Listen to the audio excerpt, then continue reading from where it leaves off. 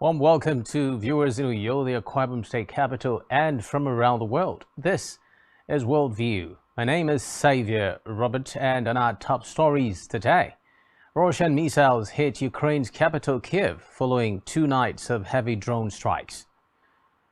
Recep Tayyip Erdogan supporters celebrate after Turkey's longtime president won Sunday's vote, securing another 5 years in power. President Joe Biden says bipartisan deal to raise U.S. debt ceiling and avert fast-approaching default is ready to move to Congress. Details of these stories and more in a moment.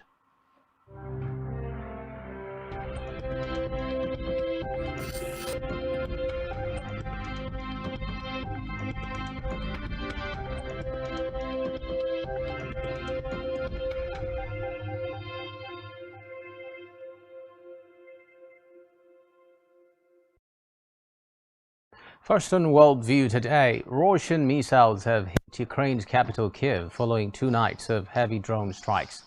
They were all reportedly shut down and there are no reports of casualties. Flaming debris from the intercepted missiles landed in residential areas in central Kiev. Russia has launched 16 air attacks on the Ukrainian capital this month. The latest, however, was unusual because it took place during the day and seemed to be targeted at the city center. All other air assaults on the capital so far in May have taken place at night and appear to be directed at critical national infrastructure and air defenses on the outskirts. Air Force spokesman Yuri Ihnat said that Iskander ballistic missiles were used in the latest attack and that it was possible S-300 and S-400 missiles had also been fired. According to reports, only one person was injured and all missiles were destroyed by Ukrainian air defenses. Russian authorities claimed all their targets had been hit. The local military commanders in Kiev accused Russia of changing its tactics and deliberately targeting the civilian population.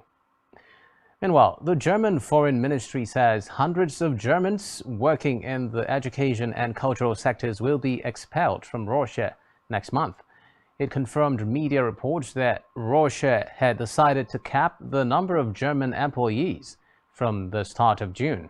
They include teachers at the German school in Moscow and staff at the Goethe Institute Cultural Association. The move-up follows tit-for-tat expulsions of diplomats and increasingly strained relations between Russia and Germany. Last month, Russia and Germany each declared 40 employees of their respective embassies persona non grata or unwelcome and expelled them. Meanwhile, Russia has put United States Senator Lindsey Graham on a wanted list, according to Russian media reports citing the Interior Ministry's database. Ukraine's presidential office on Friday released an edited video of a meeting between Graham and Ukrainian President Volodymyr Zelensky, which first showed the senator saying, open quote, "the Russians are dying," close quote, and then that the support was the best money they've ever spent. After Russia criticized the comments, Ukraine released a full video of the interaction, showing that the two remarks were not linked. On Sunday, Russia's investigative committee said it was opening a criminal investigation into Graham's comments, without specifying what crime he was accused of. Russia has previously sanctioned dozens of U.S. officials and politicians, but has rarely sought the arrest of senior office holders. Graham disputed Russia's criticisms of his support for Ukraine by saying he had praised the spirit of Ukrainians in resisting Russia's invasion with U.S. assistance. Now, in the U.S. proper, President Joe Biden has said a bipartisan deal to raise the U.S. debt ceiling and avert a fast-approaching default is ready to move to Congress.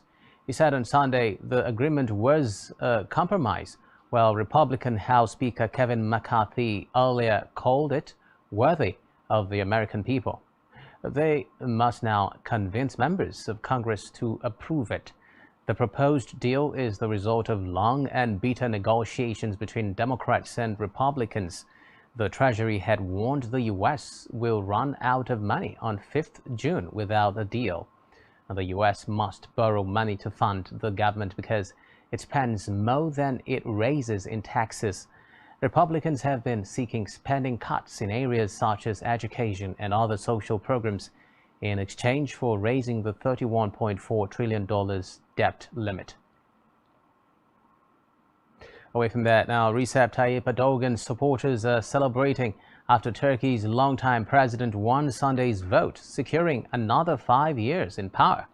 He told cheering crowds outside his enormous palace on the edge of Ankara that the entire nation of 85 million won, but his call for unity sounded hollow as he ridiculed his opponent Kemal Kılıçdaroğlu and took aim at a jailed Kurdish leader and the LGBT community. The opposition leader denounced the most unfair election in recent years. Kılıçdaroğlu alleged that the president's political party had mobilized all the means of the state against him, and he did not explicitly admit defeat. President Erdogan ended with just over 52% of the vote, based on near-complete unofficial results. Almost half the electorate in this deeply polarized country did not back his alleged authoritarian vision of Turkey. Ultimately, Kılıçdaroğlu was no match for the well-drilled Erdogan campaign, even if he took the president to a runoff second round for the first time since the post was made directly elected in 2014. But he barely dented his rival's first-round lead, falling more than 2 million votes behind. Away from that now, Pedro Sanchez, Spain's prime minister, has called an early general election for July 23 after his party suffered a significant setback in local and regional polls. In a televised address to the nation on Monday, Sanchez said he had informed King Felipe of his decision to dissolve parliament. It came a day after his Spanish Socialist Workers' Party, PSOE, and its junior ally Podemos lost ground during the polls, while rival Conservative People's Party, PP, and far-right party Vox outperformed. Sanchez had previously said he would complete his 4-year term, but the regional polls were widely seen as a dress rehearsal for a general election that was expected to occur at the end of the year. Away from that, now 4 people have died after a boat carrying more than 20 passengers, including tourists, sank in strong winds on Lake Maggiore in northern Italy. The boat overturned on Sunday evening between the towns of Sesto, Calende, and Arona, according to Italian media.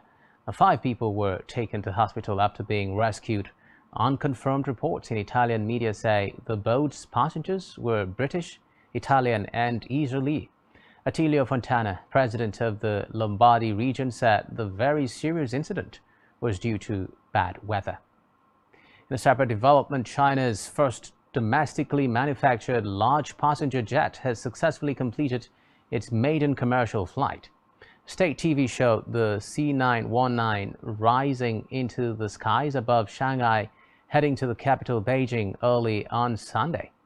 It was built by the Commercial Aviation Corporation of China, COMAC, in the hope of breaking the dominance of Airbus and Boeing's single-aisle jets. But the 164-seater still relies heavily on Western components, including engines and avionics. The Shanghai-Beijing leg of the journey, with more than 130 passengers on board, was completed in just under 3 hours. Meanwhile, China will send its first civilian astronaut into space as part of a crewed mission to the Tiangong space station on Tuesday, according to officials. Gui Haichou, a payload expert, will take off from the Jiuquan Satellite Launch Center in northwest China on Tuesday at about 9:31 a.m. local time, according to the China Manned Space Agency. A spokesman for the space agency told reporters that Gui, who is a professor at Beijing University of Aeronautics and Astronautics, will mainly be responsible for the on-orbit operation of space science experimental payloads. The commander of Tuesday's mission is Jing Haipeng on his fourth journey into space.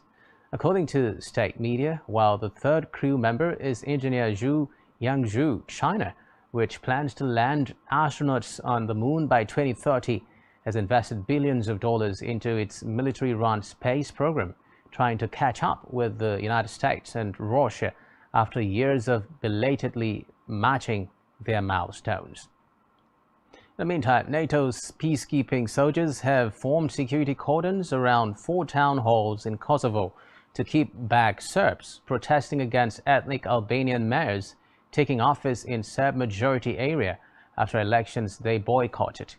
In Javan, one of the towns in North Kosovo, state police, staffed entirely by ethnic Albanians after all Serbs quit the force last year, sprayed pepper gas to repel a crowd of Serbs who broke through a security barricade on Monday and tried to force their way into the municipality building, according to witnesses. In Leposavic, close to the border with Serbia, U.S. peacekeeping troops in anti-riot gear placed barbed wire around the municipality building to protect it from hundreds of angry Serbs gathering nearby. The peacekeepers also acted to protect the town halls in Zubin Potok and North Mitrovica from possible threats. After the break, UN and US warn Uganda's progress in tackling HIV is in grave jeopardy after the president approved tough new anti-homosexuality legislation. Stay with us for details on this and more right after the break.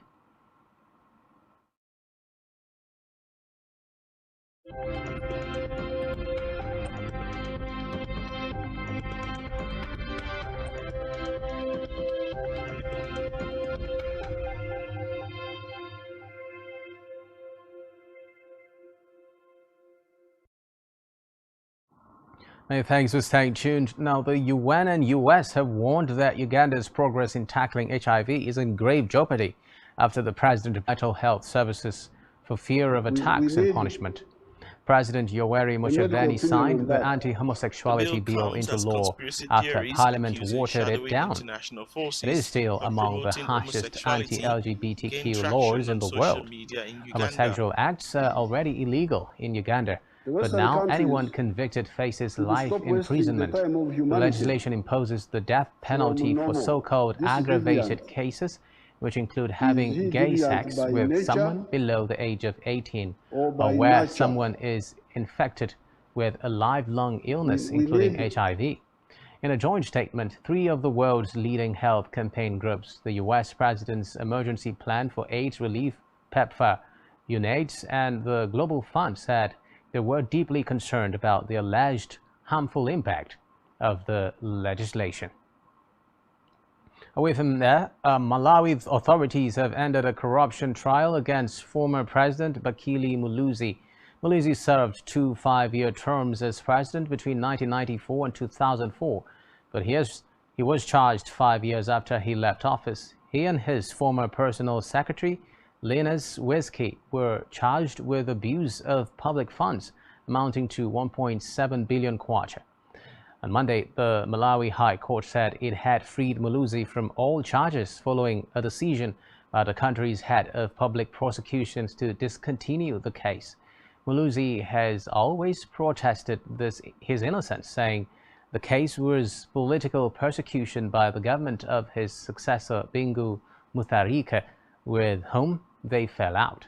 Now, there had been no real progress on the case under the administrations of successive presidents who enjoyed a good relationship with Muluzi. The trial has been adjourned several times for a range of reasons, including an initial prosecutor deciding to recuse himself and Muluzi's treatment for spinal problems. Away from that, 1 person has died while 50 others are missing after a boat accident on Ghana's Black Volta River in the Savannah region. The boat capsized on Saturday while transporting passengers from Dokochina to Pandai in the Bono East region, according to authorities. Now, the Bole District Director of the National Disaster Management Organization, NADMO, Kipo Sulemana, said that the boat, which was overloaded with passengers and goods, hit a tree stump in the river and capsized. Sulemana said the area of the accident was inaccessible, making the search and rescue efforts difficult. He said locals were helping to find the missing people. Two people swam to safety, and none of the other passengers on the boat wore a life jacket, according to local media. In a separate development, Prime Minister Narendra Modi has inaugurated India's new parliament building amid protests and boycotts. Most opposition parties did not participate, saying they wanted the president instead of Modi to open the building. During the ceremony, some of India's top wrestlers were detained when they tried to reach the new parliament to protest. The new building has replaced the British-era parliament. Modi unveiled a plaque dedicating the building to the nation and later addressed a gathering of lawmakers. Meanwhile, police in the Indian capital Delhi have arrested a 20-year-old man for brutally stabbing and murdering a 16-year-old female friend in public. Footage of the assault shows the man repeatedly stabbing the girl and crushing her head with a huge stone. The video, which has gone viral and led to outrage in India, shows many people watching the assault or walking by. The police have romantically linked the couple and say they had quarreled hours before the murder on Sunday. The girl was going to attend the birthday party of a friend's son when she was attacked. A senior police official Ravi Kumar Singh told news agency he identified the accused as Sahil and said he was arrested from near Bulandshahr district in the neighboring state of Uttar Pradesh.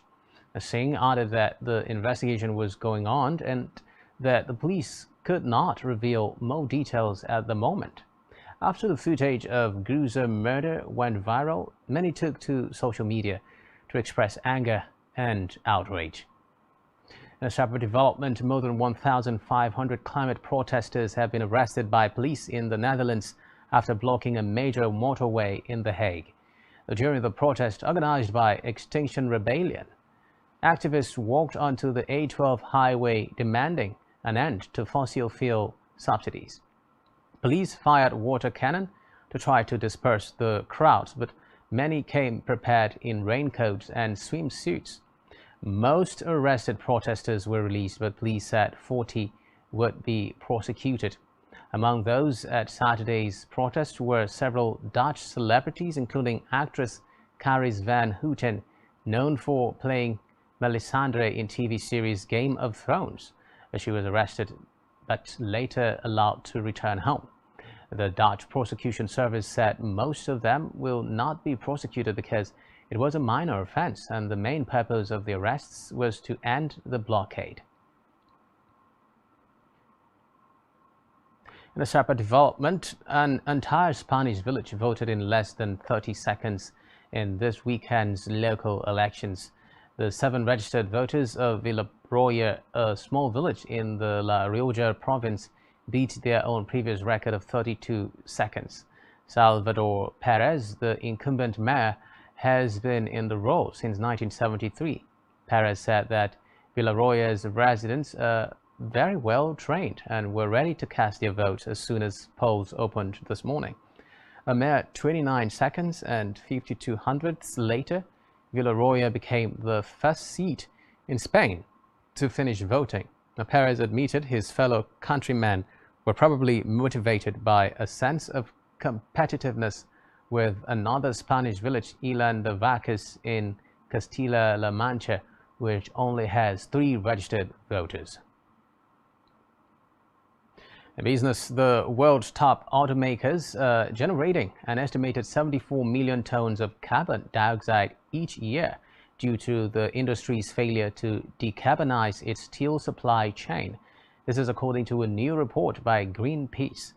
The automobile industry is heavily dependent on steel as a key manufacturing material, and the top 16 automakers used an estimated 39 to 65 million tons of steel in 2022.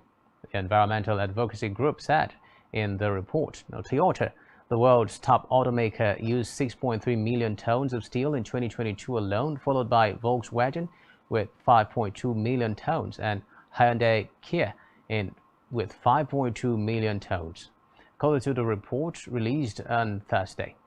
That dependency has come at a price to the planet, according to Greenpeace, due to the large amount of carbon emissions in the process, pushing the world's temperatures ever closer to the 1.5 degrees Celsius, that is 2.7 degrees Fahrenheit, threshold that climate scientists say will spell disaster.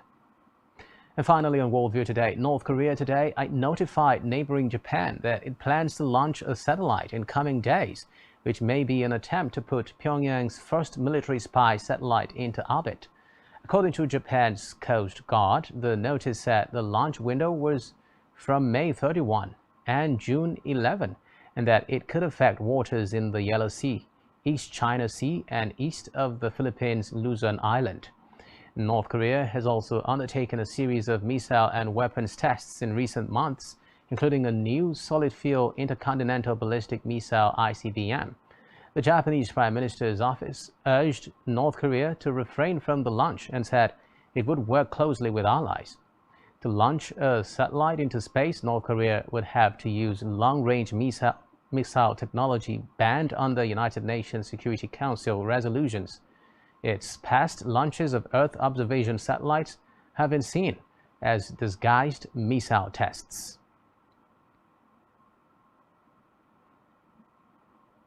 And with that, we'll wrap up our package for you on Worldview Today. Do ensure to follow us on social media and subscribe to our YouTube channel, all of which you can find on our website, spectrumtv.ng.